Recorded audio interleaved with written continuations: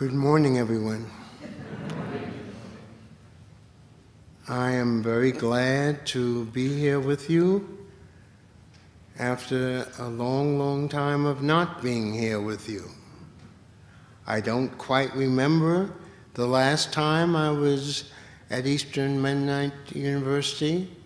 Someone told me it was about the middle of the 1990s. I will take their word for it because my word says nothing to me exactly.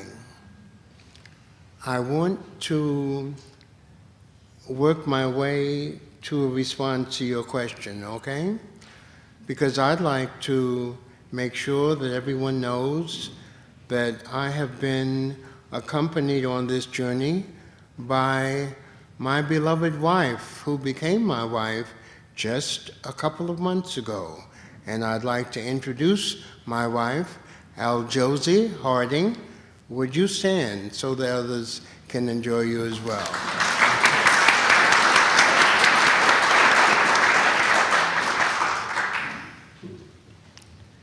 Now, my brother, what I would like to do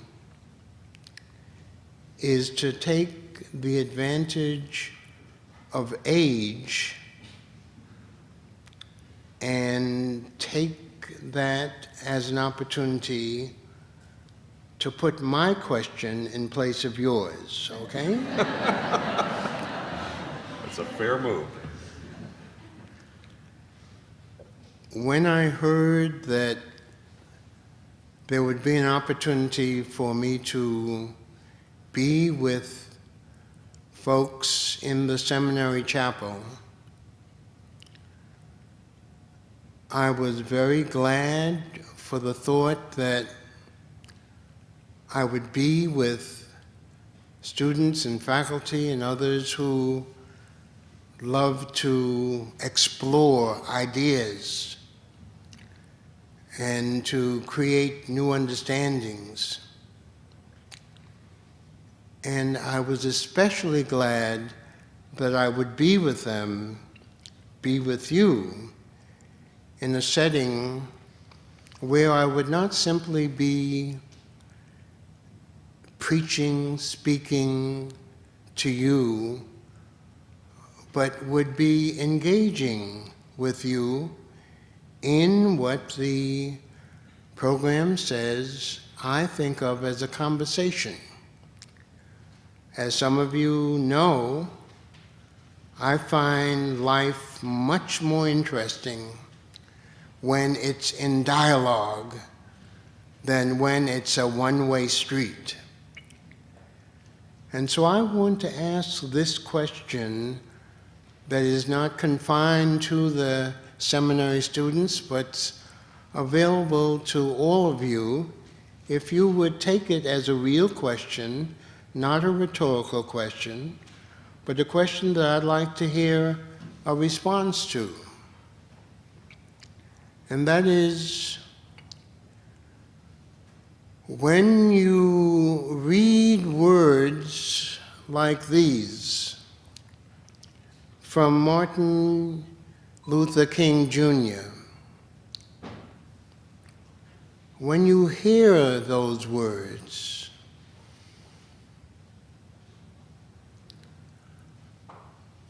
what comes to your mind? What do you think about? What do you want to ask about? How do you respond to those words? Words that King, in one form or another, spoke many times in many places. This particularly comes out of something that he had to say in Chicago in 1966. But what are you responding to? What are you hearing, feeling as you see that? I want to call your attention to something that came out of that same period when King was talking in this way.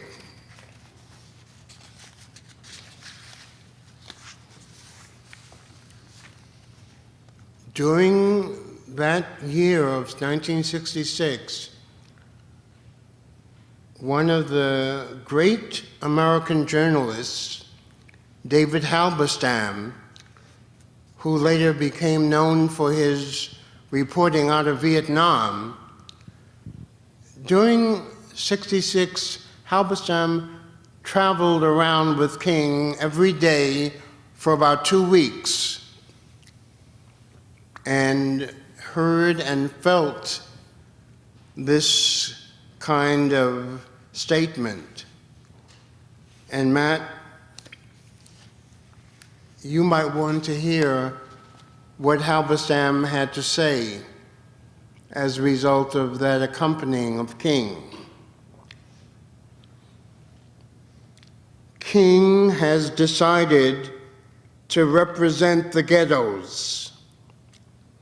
He will work in them and speak for them. But their voice is harsh and alienated. If King is to speak for them truly, then his voice must reflect theirs. It too must be alienated. And it is likely to be increasingly at odds with the rest of American society.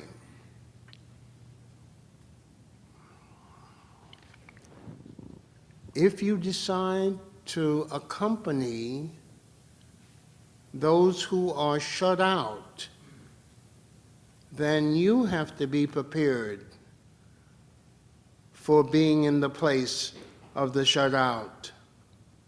You have to be prepared for the head of the FBI to call you the most dangerous Negro in America, which is what Mr. Hoover called Dr. King at about that time in the country's life. I am very concerned that we never miss this part of Martin Luther King Jr.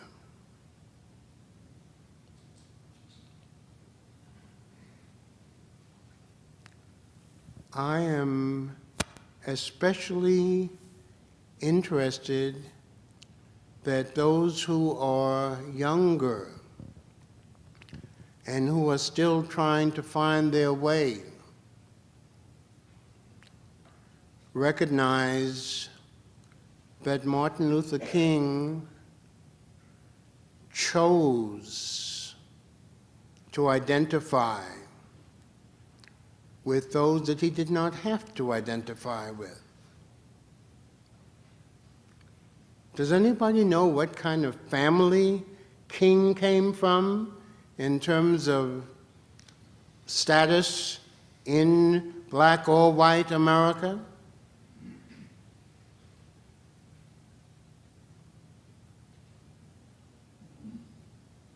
No hands? Very middle class. Thank you. The black middle class of Atlanta, about as middle class as you can get at that time, and perhaps at this time. And this man, coming out of that class, says in his late 30s, I choose to identify not with the power brokers, but with the poor.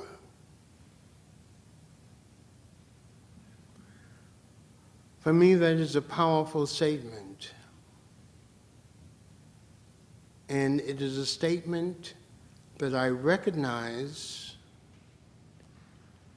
had begun to come to him from the time that he was in seminary himself. Does anybody know where King went to seminary? Yes. Crozier. Crozier in the early 1950s was one of the few seminaries in the country that easily accepted African American students. Crozier, not too far away from this place, but outside of Philadelphia. One of the things that I would like to share with you is this matter of Martin's choices. When Martin got through with Crozier, at the top of his class academically, he started then getting invitations from big churches all around the country. And for reasons that are not always totally clear, he decided that what he really wanted to do next was to go on to study some more. Most unusual man. Not too many folks, after they're finished with seminary, want to go on and study some more. But he did. I gather there's some of you around here who might have some of those inclinations. King, at that point, does not again have many choices because there are relatively few PhD programs to accept African Americans. And Martin King ends up at one of the few, and fortunately, one of the best, Boston University's PhD program in philosophy and religion. It's there at Boston University that Martin makes another magnificent choice. He meets Coretta and realizes over time that this is the woman who he would like to be his partner in life. And over the years, as they grow and then they marry, one of the most important things about their choices comes up towards the end of his PhD period. The invitations are still coming in. The churches are even bigger now that he's going to have a PhD. And from all over the country, people are asking him to come and pastor what in that day we would now know as mega church. 1, 2, 3, 4. And King and Coretta make this strange decision. Instead of using their new degrees to get away from the South and all of its continuing terror, they decide that they want to go back into the South.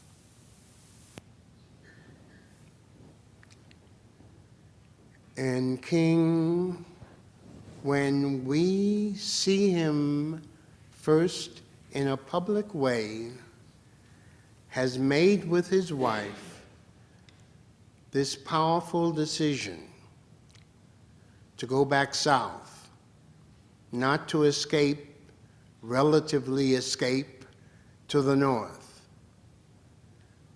He makes a hard but powerful and important choice.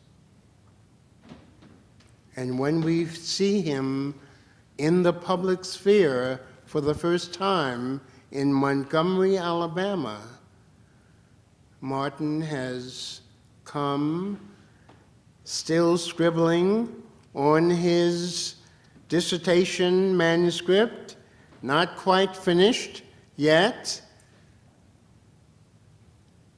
but planning to be a local pastor in a nice middle-class black church, and maybe to be a dean at the local black college.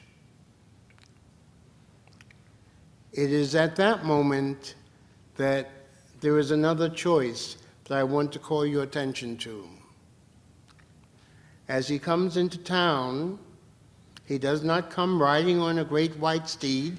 He comes in just as a new young man in town, 26 years old, with his wife.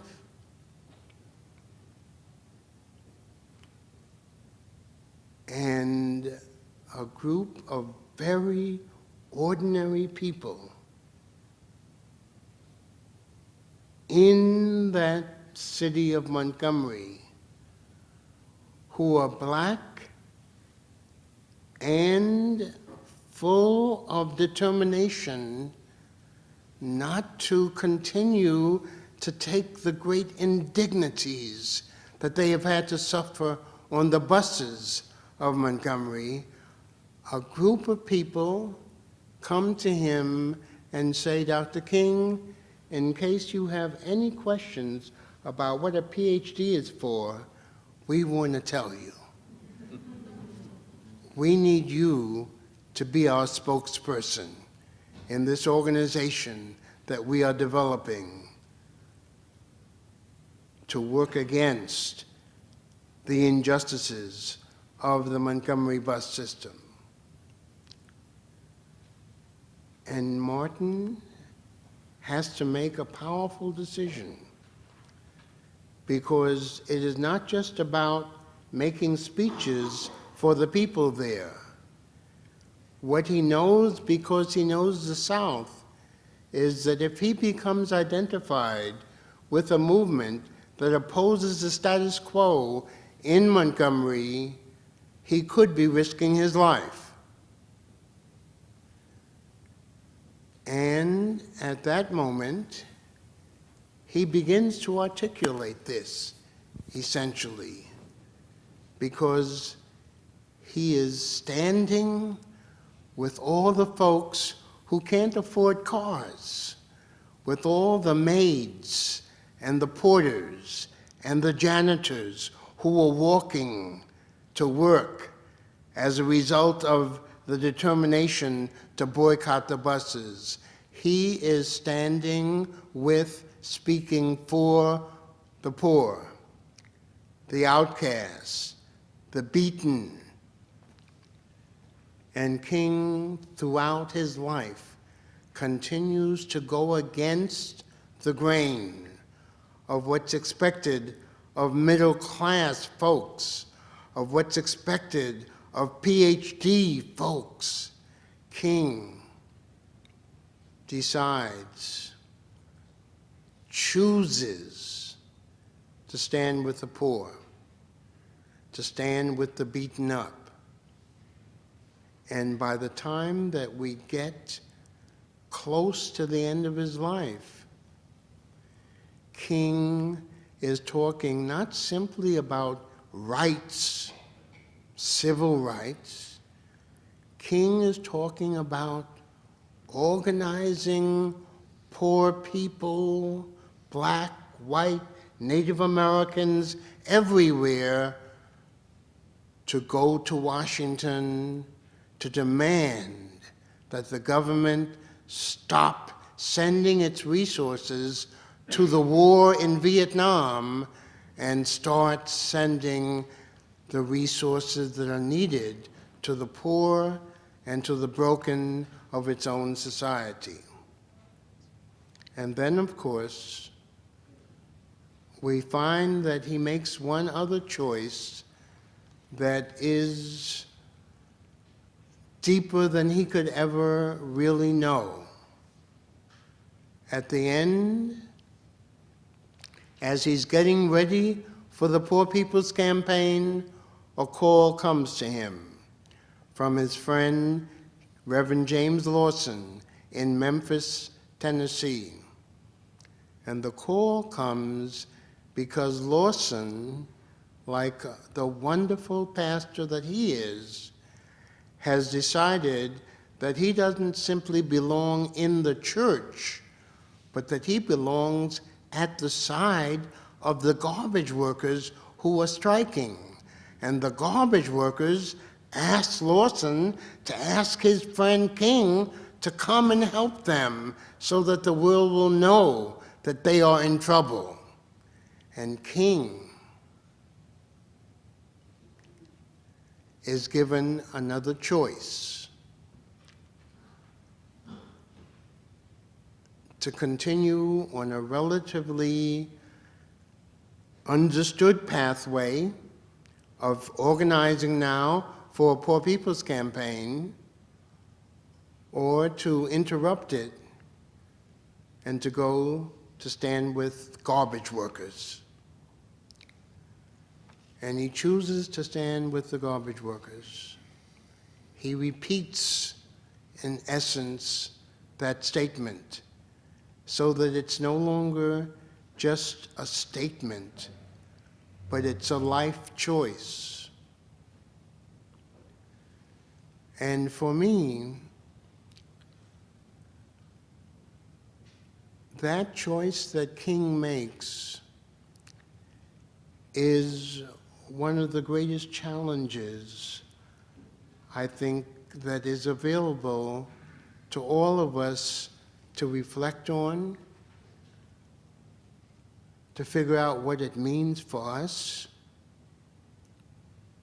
to figure out what it costs, and to understand how to move in the light of all that.